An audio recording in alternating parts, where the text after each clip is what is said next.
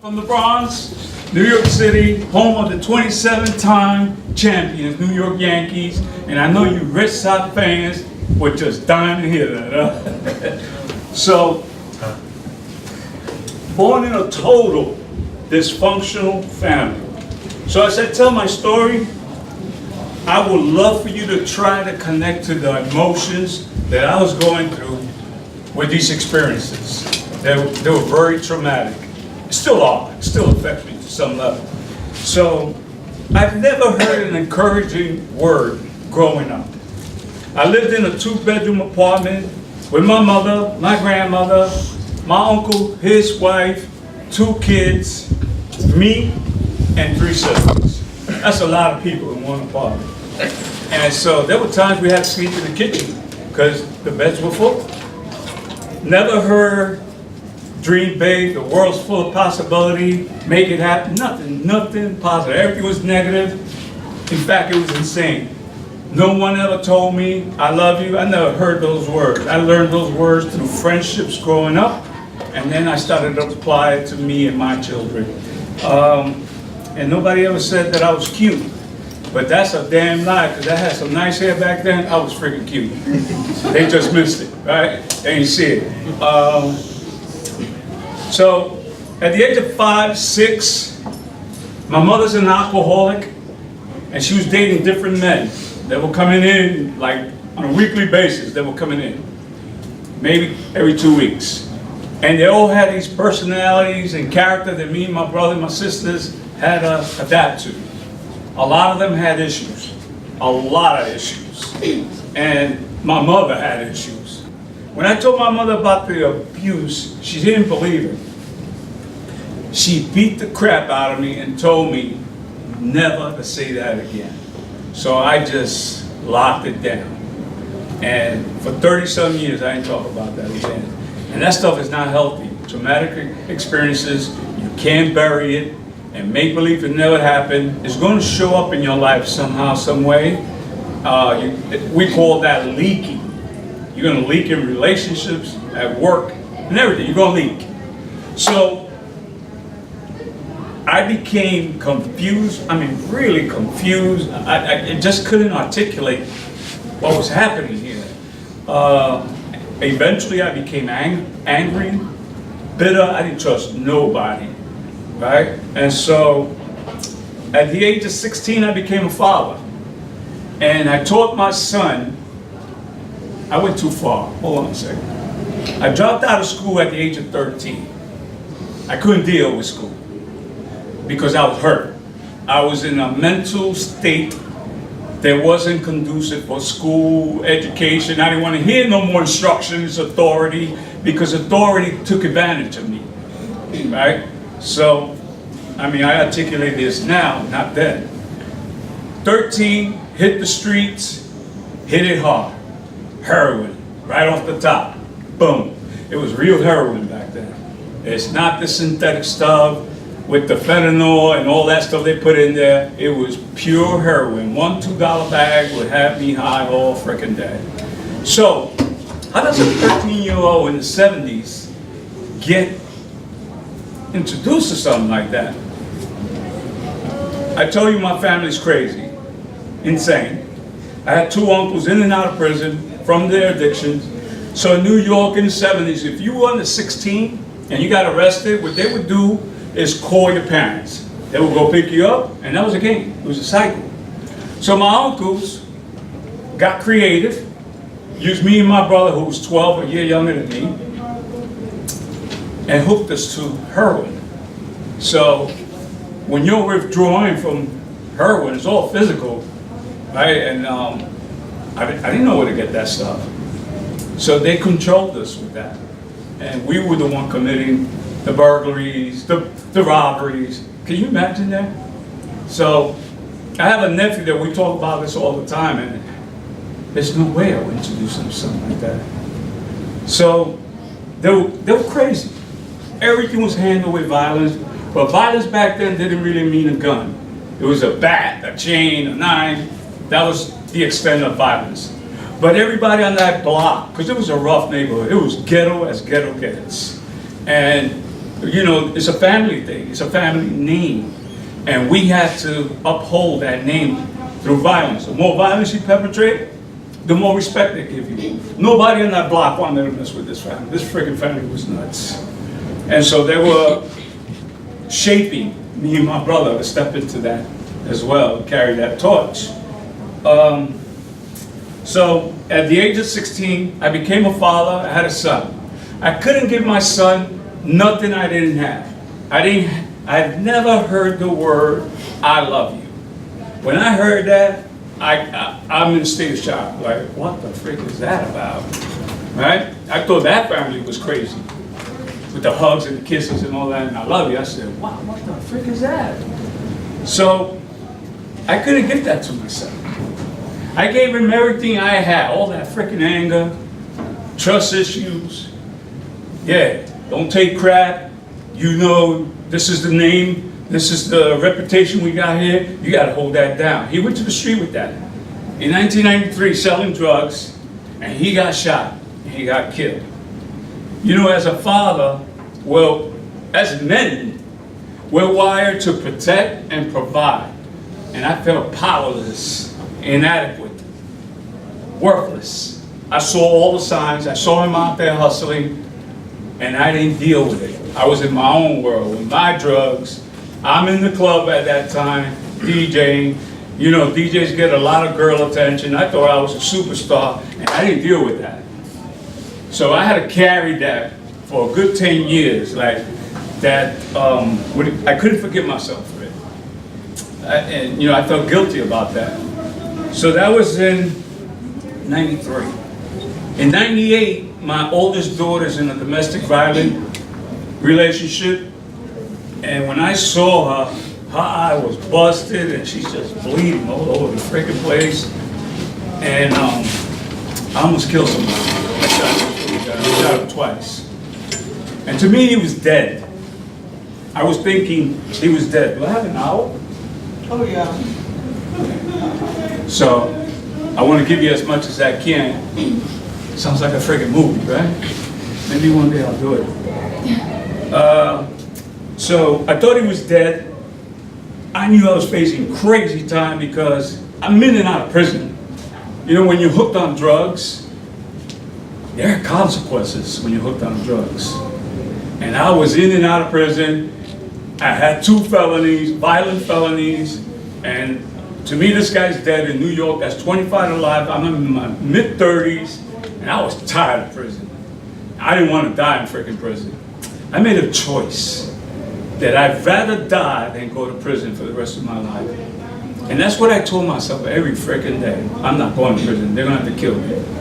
And so 6 months later, 6.5 months later, I'm homeless now. I'm on a run, I'm homeless. And everybody knows what that means, right? I'm on a run. So there's only one thing I can do. So I can get food, shower, sleep. Anybody want to guess what that was? No. Nobody would trust me with that drugs. I would consume it. So if that's not the option, what was my other option to get money? I had to rob. That's what I was taught to do from a very young age. And that's what I did. I thought I was really good at it. Except I kept getting caught throughout the years. I didn't realize how dumb I was with this stuff.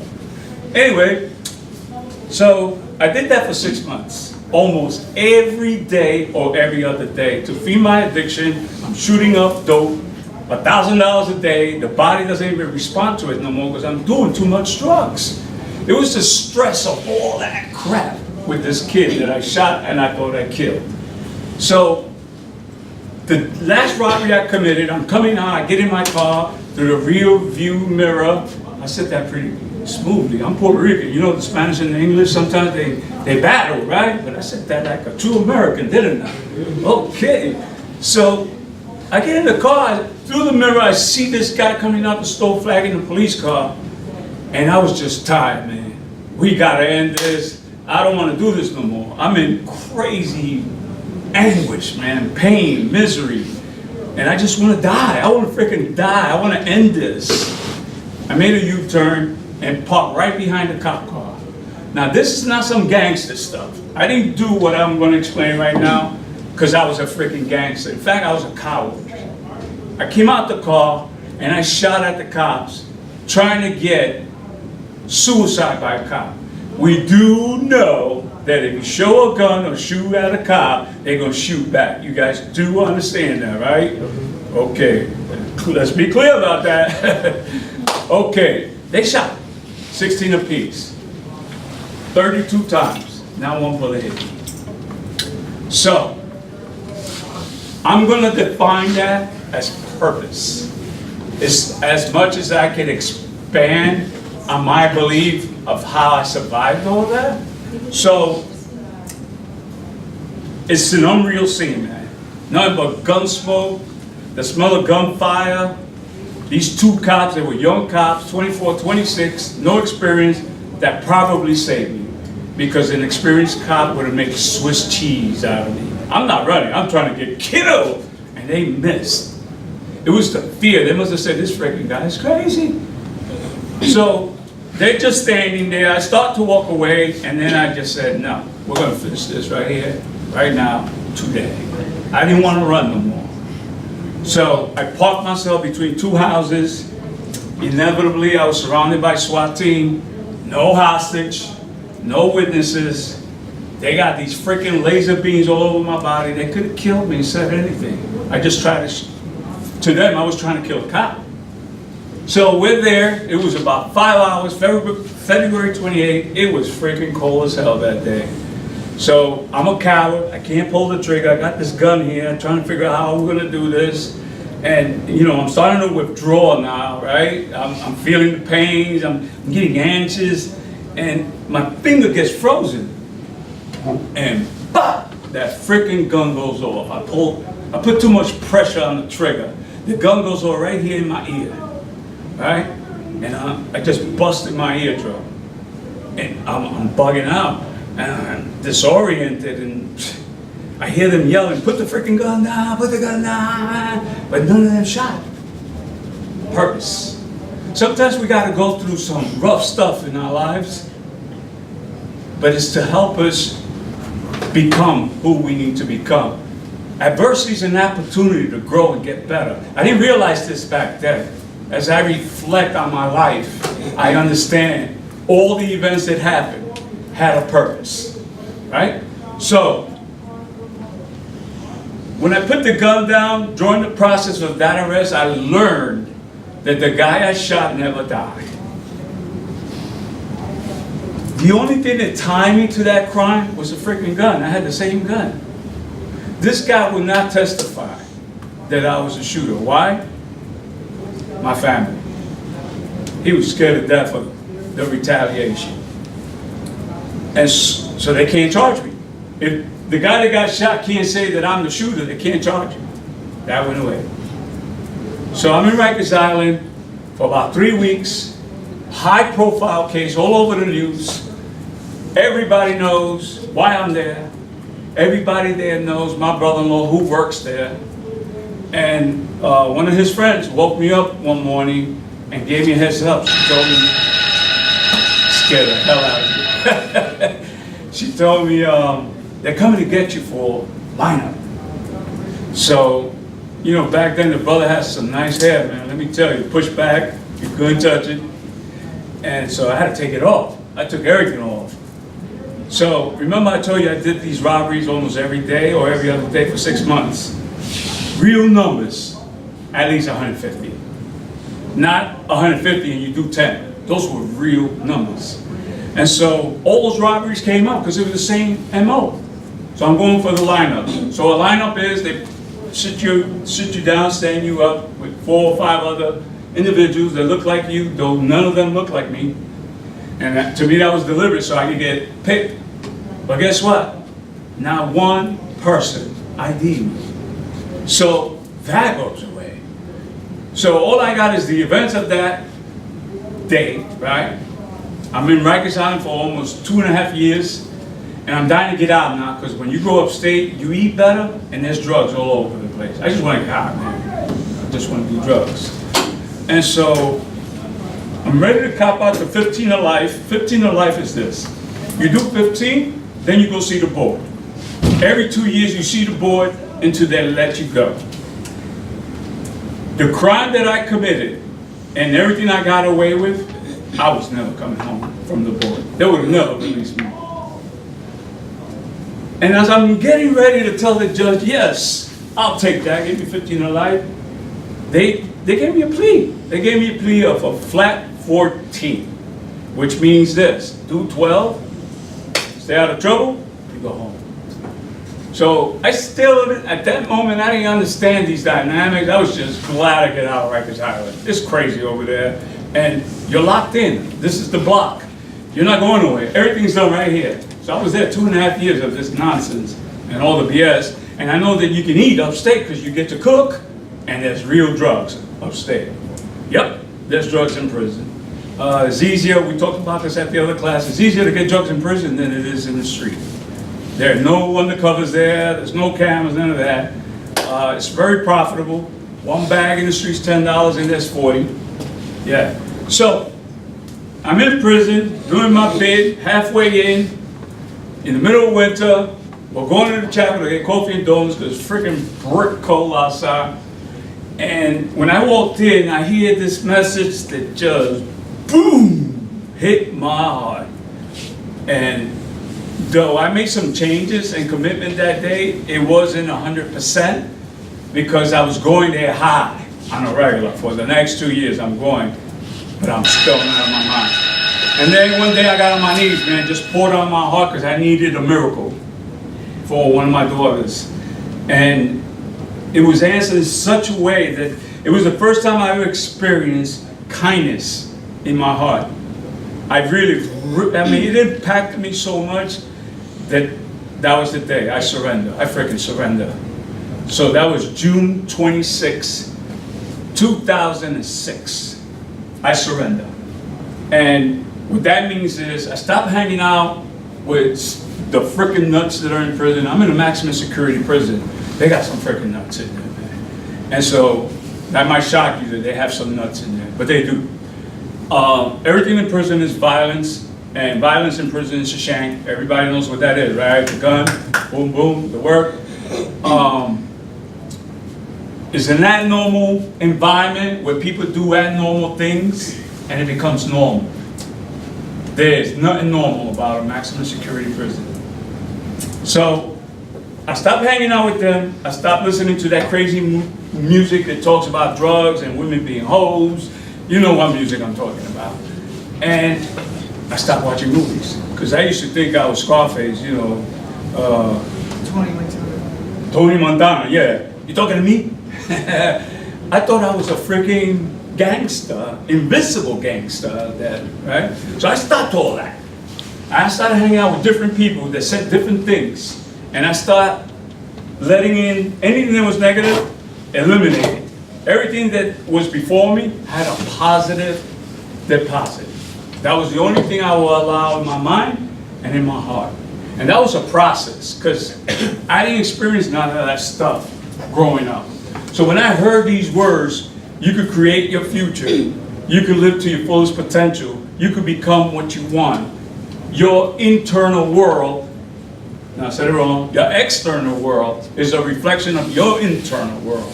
The words we tell each other, ourselves, that's what becomes your reality.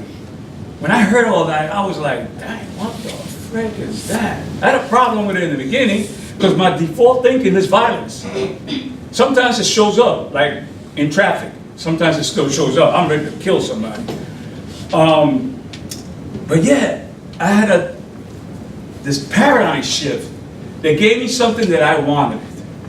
I didn't know what it was exactly. I didn't know how it worked. But when I heard it, man, that became a drug to me. So what I did, the last 6 years of my bid, I just stood in the cell, educating myself. I'm a 7th grade dropout, always felt stupid, worthless. I didn't think I had anything to say. And so I got educated. I took the freaking GED test. I studied for that sucker. No movies, no yard, no working out, no nothing. Just study. Guess what? This dummy passed that sucker, 290, which allows me access to a university. It blew me away. That was the first meaningful accomplishment in my life. So I'm here to share with you, success begets success. When you taste success and you feel it like that, you want more. Now you believe, right? So what I do next? I asked my family to stop sending me money for commissary and pay for my freaking college.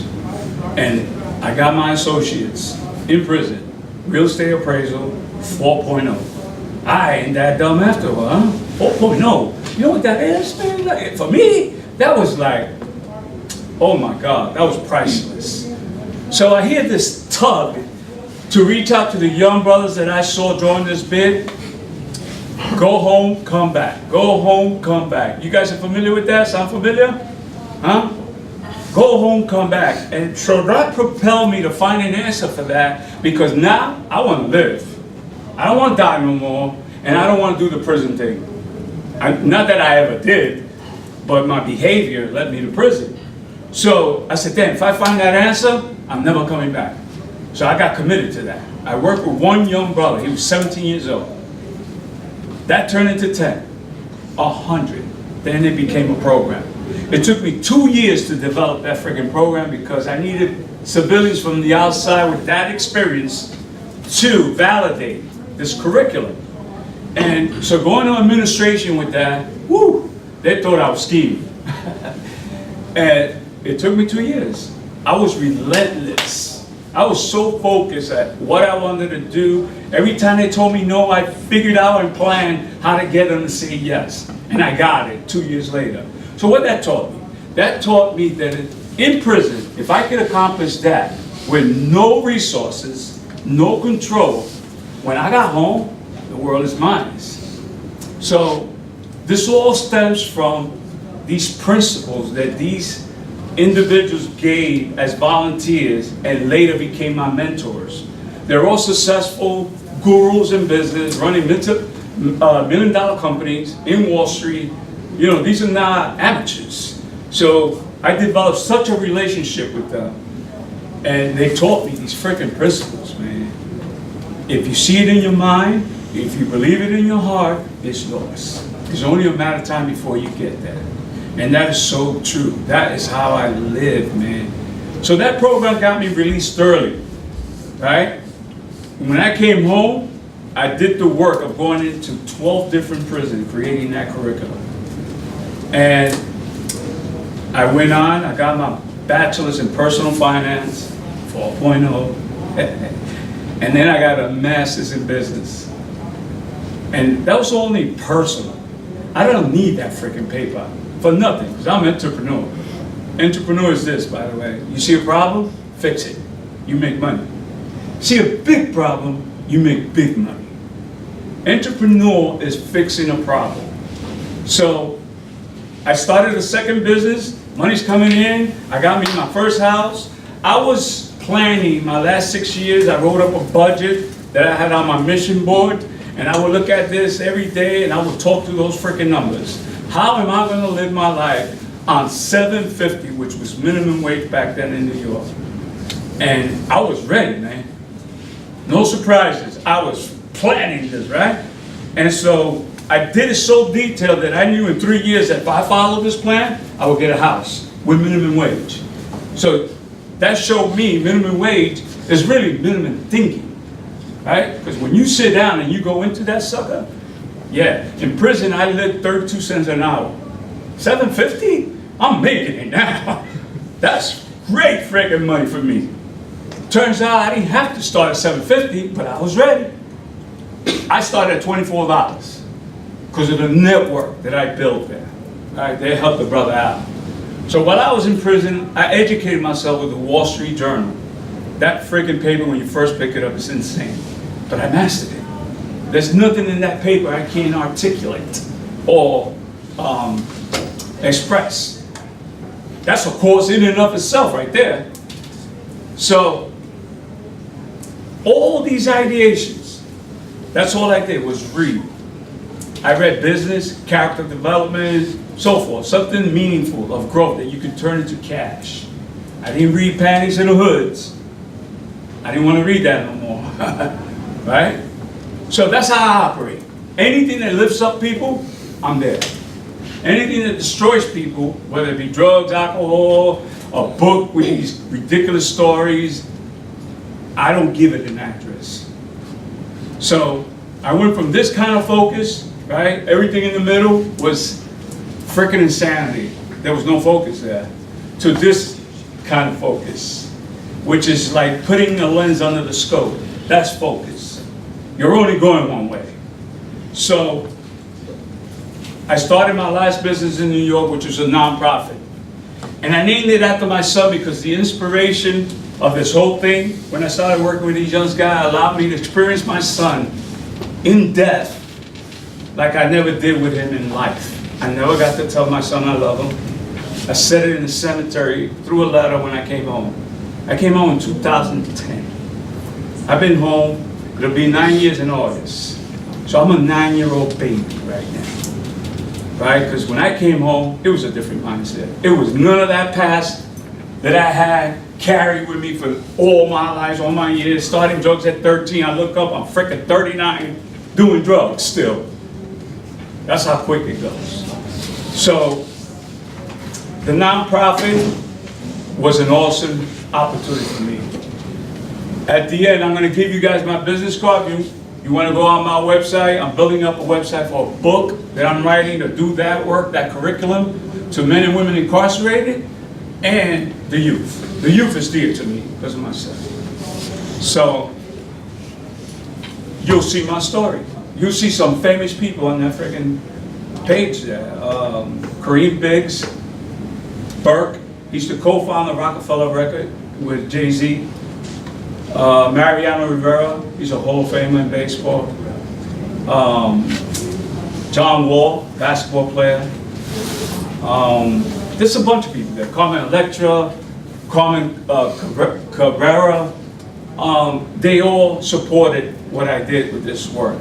So I really mastered this. They made a documentary out of it. I believe it's up on the website. So we filled some of those gaps until I could get this book thing going, right? I got to change the logo. Come to find out, the diligent search through the attorneys found out that the logo I'm using can be used because it's out there. And come to find out, some weird circumstance, I'm going through my bookshelf and I got the freaking book with the cover there. It blew, the same freaking logo I came up with. So Lori said it best. She said, in my subconscious mind, that image was there. Because when I sit down for a go, it's this kind of focus. And I go in, man. I just go in. I show up the music, radio, everything. And I just go in. My focus is what I'm writing down. And it led me to that image. And it has to come from my subconscious mind. I read that book like 2 times. It's a book by John Murphy. He's a writer for personal development and leadership. So you'll see that, right? I finally get in contact with a girl that was raised with my sisters in Puerto Rico. She's like 5 years younger than me. And when she was growing up with my sister, I just say these little things, just having fun. I was never interested in her because I was into older women at the time. So we find out each other's contact information and we start kicking it and she throws that stuff at me and I said, wow, you remember all that stuff? And that blew me away. And so for 2.5 years we were dating, back and forth, traveling to New York and back here. She's from Pawtucket. Mind you, I did 12 whole years without a woman, man. That's the longest stretch of my life without a woman. The brother was, it hurts, 12 years. But I was very selective now. I wasn't just settling for whoever showed up, anything that looked cute. If I was dating girls, right? But if I saw insanity, she's out. Like, I don't even wait for the second one. You're gone. And I do that with my family too. We do know that in our families, it's probably the most craziest people that we know in our families. And so I made a decision. None of them have permission to bring crazy around me or drugs, and I eliminate them. And it serves my purpose because I'm on a mission right now. I wasted 23 years in prison altogether. I need to make up for that income and for my family. So I am not playing games. And you know, once you taste success, I said it earlier, it begets success. This becomes so easy when you just do this day after day, day after day, day after day. It's easy. So I came up here, I just wanted to chill, get married with this girl, I didn't want to do none of this work. Come find out, I just needed a break. So this work is personal to me. It really is, man. I don't do this for money, but I get paid well to do it, because I do it well. I travel all over the country just talking about my history. And people pay me and my wife for that. Meals, travel, everything included. That's a good gig, huh? Yeah, that's a good gig. But I want to settle into here. Mass in Rhode Island. I'm currently at MCI at Norfolk, that prison over there, the Max. But it's hard to do that work as long as I've been doing this. Those guys are never coming home, by the way. But you would never know it. Their mind is free. You could go in a physical prison, and I've learned there are a lot of free people never been in a physical prison, but they're in a mental, psychological prison, like I was for 39 years, right? So I want to do the book and then just focus on the nonprofit with the youth. Teach them entrepreneurship and business ideation, character development. You guys are the future leaders, right? So I know growing up I didn't hear nothing, no encouragement, no support. If you're in a circle and you're the smartest one in that circle, yo, get out of that freaking circle. They're gonna drain you and they're gonna hold you back. There's nothing in there for you. Find another circle, somebody that can lift you up, speak your language, see your vision, support you when times get rough. We're not exempt, whether we're making money or not, going through some serious life events, right? Who you have around you at that moment makes a difference. It makes a real difference. It's a big difference having somebody say, yo, let's go smoke, or let's go drink, or let's go do this, versus, I'm here to support you, man. Call me whenever you're ready. We're gonna get through this together. Those are different words. Your external world is a reflection of your internal world. The pictures, the words that you allow determines your reality. So, your subconscious mind is a basketball. Your conscious mind is a golf ball. Your subconscious mind stores all your experiences, good or bad, whatever. Your conscious mind holds one thought at a time. Who has the power to put that thought in that space? Who said it? You. So if there's an area of your life you want to change, all you got to do is change the thought. So that was hard for me to do, man. You know, like I would hear things like healthy conflict. I'm Puerto Rican, man, from a crazy ass family. That didn't exist. In my family, conflict meant, yo, go get your knife. Healthy conflict. You don't tear nobody down, especially your significant other, your partner. You don't tear them down. You don't call them names. You can express what you're feeling, thinking, the way I'm talking right now, with positive words and affirmation. When I speak to my wife about something like that, I'm holding her hands, I'm looking at her right in the eye, I'm doing, I need to tell you something, I want you to listen. And I bring the guards down. I bring all that stuff down, her history. This nigga's trying to play me, get over, control, all that stuff people think about, right? She's comfortable, she's relaxed, she can hear me. And I can tell her really nicely, playfully, man, I appreciate you waking me up like that when you had to go to work and I did it, but I still freaking love you. You my baby, you know that? That's healthy conflict. And I do that in business too, where in the past, any confrontation, it was, I gotta protect myself. Because everybody took advantage of me. I had a fight, man. I fought all my life. That's my default thinking. I told you, it still happens once in a while. So I got stickers on my car, Yankees, Giants, Jets, Knicks, and this freaking old lady, I swear to God, she's like 90 years old, she shouldn't be driving, me and my wife chilling at the light, she goes, go back to New York, you fuck. I was cracking up. Anybody else, that would have steered the blood. Because confrontation to me takes me to those are triggers. The lady cracked me up. She's so cute. But I don't park my car showing that stuff no more. I hide it. That stuff is serious here, man. It's not like New York. Okay, so I got to give you some affirmations, man. Sometimes we're not going to get people to deposit that affirmation. And you know what? We got to give it to ourselves. You are all worth it. You are all able. You are all equipped with the skills to take you where you want to go. But if you don't believe it, nobody else is going to believe it. Why should they? You don't believe it. It has to be personal, meaning you have to do it for you.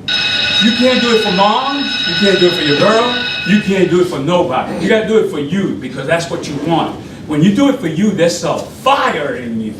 And I love that fire. So I told a story earlier about, I think she was 7 years old, on a plane with her parents. They crashed in North Carolina in the woods in the middle of the night. It was freaking cold. The parents died. She was barefooted. It took her hours, but she went and got help. That was that power inside that all of you have access to. And hopefully, the first time or whenever you use it is not in a situation like that. But trust me, if you find yourself in a deadly situation, wanting to live, you're going to find that freaking power. You're going to find it. So, how much time I got, Lori? About like 20 a minutes. little over 20 minutes. 20 minutes. Cool. Yeah. Do I have your permission to share this exercise to teach you some basic principles that might help you along the way? We're gonna have some fun. This is not a freaking test. It's the ta-dun exercise. Do I have your permission? Yes, you do. Yes. We're good? So everybody has a piece of paper and a pen? All right. Please. I appreciate the attentiveness. I appreciate the respect.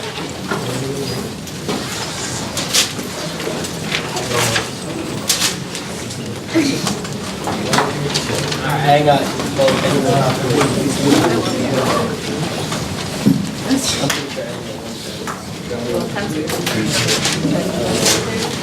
We're ready here. We're ready on that table? We're ready? Ready? Ready? Ready? Ready? Ready? Only because I only have 20 minutes, right? So, with your good hand, the one you use to write, sign your name on that piece of paper. Your signature, yeah. Sign your name, yeah. Nobody's gonna see this. This is for you, right? You're not getting graded. So, let's just have some fun with this. But it's a powerful message behind it. When you do something hands-on, it's easier to retain versus hearing it. Okay, everybody cool with that? Now we're gonna do the same thing, except you're gonna do it with your left hand, or your opposite hand, the hand you don't write with. How does that feel, huh? I can't do it. Nobody's gonna see this. Oh, yeah. It's gonna take me. Mine's bad. Let's go. Look good? You didn't know you could do that, huh? All right, everybody done? No, we got a couple still writing. It does.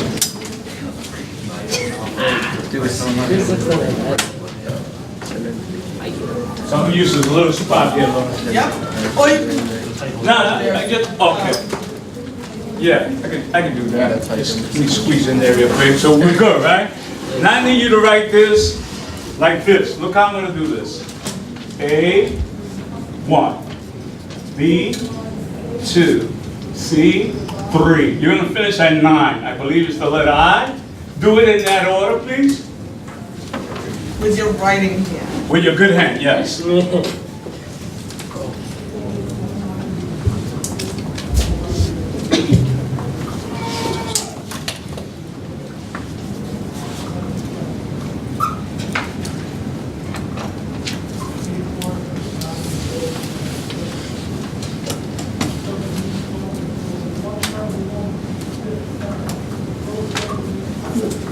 We're gonna do one more. Ready? We're gonna do the same thing, like this. A, 1, 2. B, 2, 3. C, 3, 4. D, 4, 5. E, 5, 6. Finish it up.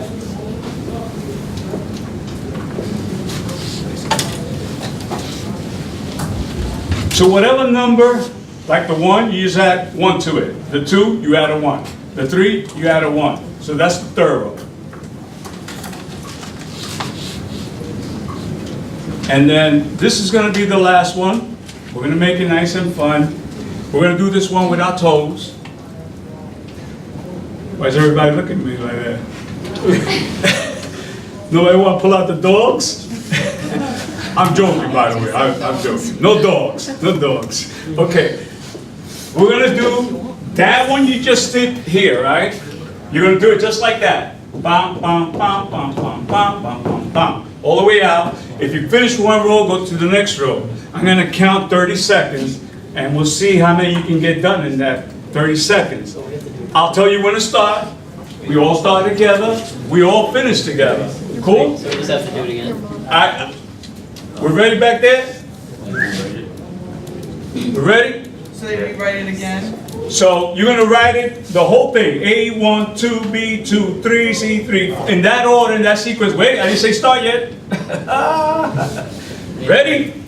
Oh, I keep forgetting I don't have the arm here. Let me get my phone.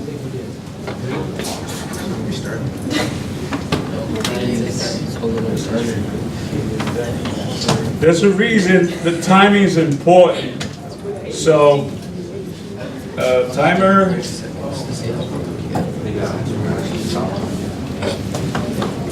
We're just doing it, right? Ready?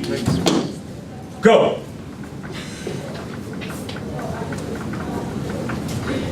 "25 seconds. 10 seconds. 15. 10. 5.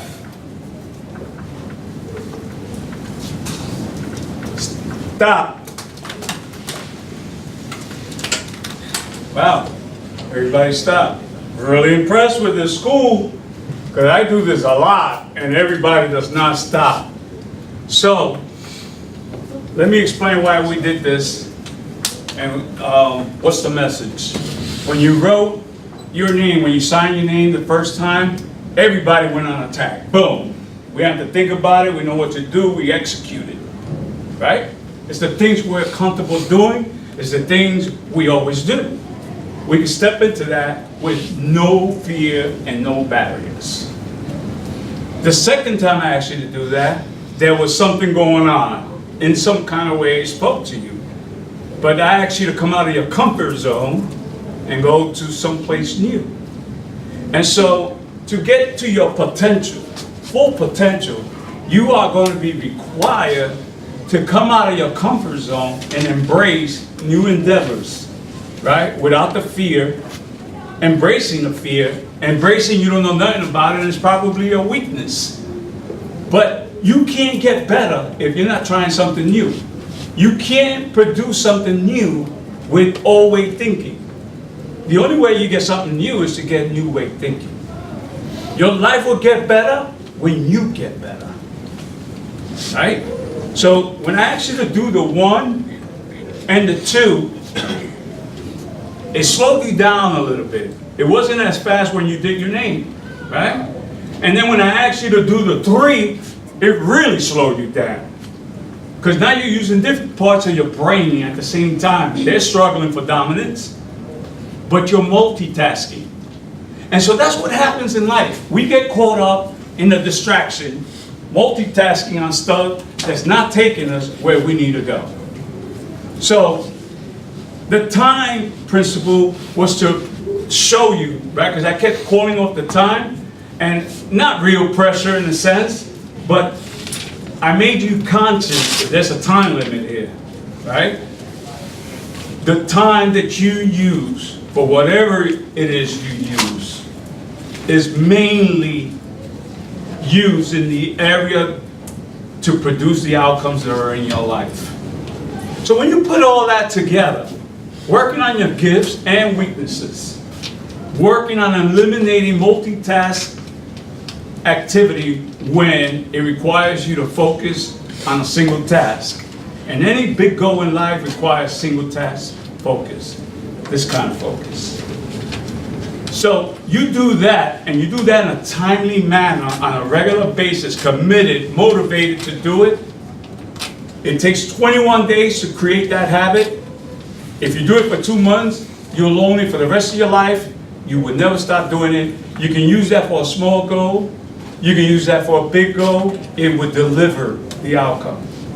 It changes the dynamics. So let's make it real for you guys. Inevitably, you're going to start working at some point in time. If you show up with that mindset and that game plan, you will rock and you will make money. There's two people at a company, an employee and a manager. You're one or the other. An employee allows other people to tell you what you're worth. And when you get a raise, you get your nickel or a dime, whatever it is that they give you. Management is different. You become very important wherever you at. And you're hard to replace when you're management. And guess what? They get paid. And then it sets you up to really expand your potential.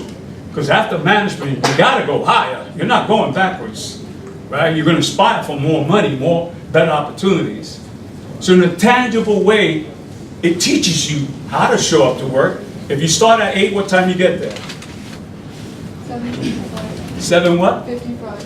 And you know, that's why I ask, because I work with the youth, and 98.99999% say the same thing. And so, that's not management. So it's okay, I'm not saying it's wrong, but if you show up regularly to your job at 7:55 for the start of work at 8, you're gonna be an employee, because it's a different mindset, and it's a different approach. I don't want you guys to be an employee. I want you guys to take over. So I came home, I just moved up there, and I needed earned income. Earned income is you go to work and you got money. Then you have passive income, which is what the book is going to do for me. I could do this and money's coming in. Real estate, money's coming in. I could go to the beach, I could go to sleep. And there's portfolio income. You conglomerate with different entities, people, partnerships, and get a little money from everywhere. And it looks like this: landscape business, moving business, painting, cooking, all these business add dollars to your net worth, right?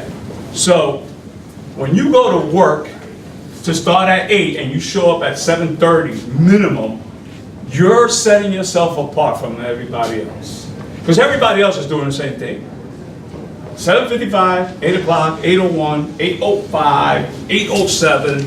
So I come here, I just made here a year here in March. But the place I'm working for is Cardi's Furniture. Nobody beats their prices. Nobody, right? So there's people there 10, 13, 15, 18 years. I'm making double what they make in 4 days. I'm making $120,000 there, easy. Doing what I do right now, talk. I love to talk. I love the lights. I used to be a musician. I used to dance. I love the lights, right? So I'm using my gifts. But I didn't know I had those gifts because I always felt stupid and worthless until I started executing some of these exercises. And then they became habits. And then success begets success. You want more, right? So I'm a diabetic, I'm there for the freaking health coverage because it's expensive. But I'm making money because I'm not going to park myself somewhere where I'm not worth. I don't do that anymore. That's the difference between having the tools and not having the tools, right? You're in control. So I show up early. Me, I'm old school. I'm 57 years old. I'm old school. I show up an hour before. I'm there before the managers. Is that scary? There's no way in the world I'm managing a business and you're getting there before me. This is just no way. But I'm freaking serious about my goals. I'm not there for games, social media, and none of that stuff. I'm there to make freaking money. I got 4 days to do it. It's got to be into the $120,000 category. It's all commission. Nobody's giving me none. I'm earning this. Right? So, you can do the same thing wherever you go. It's an entry-level job. I guarantee you, 95% of the staff, wherever you start working, is doing that. 8:55, Facebook, coming back from lunch late, calling out. Those are the things that keep you as an employee. I know everybody in this room does not want to be an employee. I don't know how many want to be management supervisors, but I know there's a couple of you here. And I'm telling you right now, I've worked with hundreds of youths since I've been home, and incarcerated men and women, and they're all making money. It works. I came home, I was flat broke. Not one penny, no credit. Credit's so important. Maybe one day I could come teach you guys what that really looks like, right? I came home, look how I started my entrepreneurship. I started selling this. I bought a case, $3, there's 24 bottles, you flip it. You get 2 more cases, 3 cases. It's better than selling drugs. So this led me on a journey of all kind of endeavors that I knew I could make money in. And I got my first house in 3 years coming out of prison. When I came here, I sold 8 of them. Rental properties, passive income. This dummy that teachers just labeled me upside down, my family made it happen. That was my abyss. That's why I'm so honest and open with it, right? Because if I was able to escape that abyss, we all have our own abyss. It's possible. So if you don't have somebody depositing gems in your life, that's okay. Give it to yourself. If you stay on that freaking journey, you're going to find the people you need, just like I found. I found them in prison. They came to me in prison. Why? This is why. Because when I set a goal, wow, I feel like a teacher. Look at that. You have 4 minutes left. Oh! When I set a goal, this is it right here. My goal. Everything else that doesn't take me to my goal is the jungle.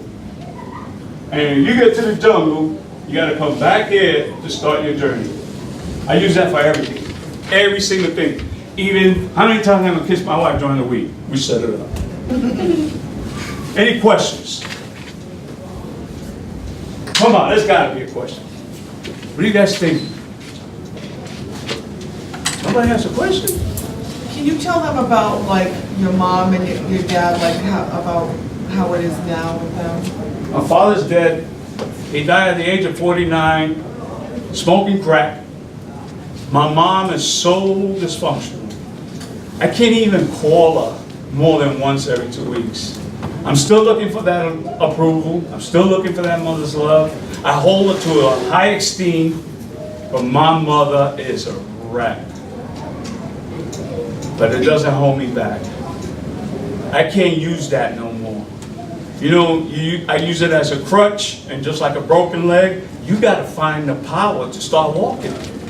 And I chose to do that. I put my mother where she needs to be, and I have my boundaries. She can't access certain places in my life because I would cut her off right off the top. She's very rude, disrespectful, and full of craziness. But she's still my mother. Yes, sir. Are you glad for the change, or do you wish it had happened earlier in your life? Oh my goodness, I wish it would have happened earlier. But you know what? I'm good. I don't have no regrets. Everything had a purpose in my life, even those crazy ass days. Because having experienced the worst a person can experience, I'm able to really be humble and appreciate the greatness in my life today. I go to bed so peaceful, just like a baby. Just like a freaking baby. I'm 9 years old. I've been home 9 years. New mindset. I'm a freaking 9-year-old baby. You guys are older. Bad. So what age did you actually start your first job? I'm sorry? What age did you start your first job? Oh my God, I had to go hustle. It was entrepreneurship, but I didn't know it because the word didn't exist in the 70s. I was a father at 16, I had to get Pampers and milk. And I did everything. Every freaking thing I could do. That's how I got into the clubs, DJ. I had to make money, man. I had to make it happen. I was determined not to do to my kids what I went through. I was freaking determined. You know what held me back on complete success to that? Was the drugs. So you know how you shot the guy and he won't testify? Do you think like telling your story as to how like, you shot him and he won't testify, could people use this information against you because you're a villain? Statute of limitation is over. They can't charge me for that. But you know what? That wasn't my mindset. I never look at the negative, because if you look for the gorilla, you're gonna find it. I always look for the positive. I knew I had to get that to females especially, because females tolerate domestic violence. And you know, my daughter could have been killed. Had she stood in that relationship, by the way, she left that freaking guy, dated 3 or 4 guys after that, and it was the same guy. He talked the same, he dressed the same, he acted the same. Domestic violence is serious. I saw my mother get beat up on the regular. I stabbed one of those dudes. I stabbed him. I was 8 years old. I put a knife right in his back. He was on top of my mother, banging out. You know, domestic violence as a kid, I used to pee in my pants. I was scared to death. I really used to think they were gonna kill her. And so one day I saw the freaking knife and I said, get off my mother! And I stabbed him. Domestic violence is deep, man. There's women that believe they did something to deserve that. That's a freaking lie. Nobody deserves that.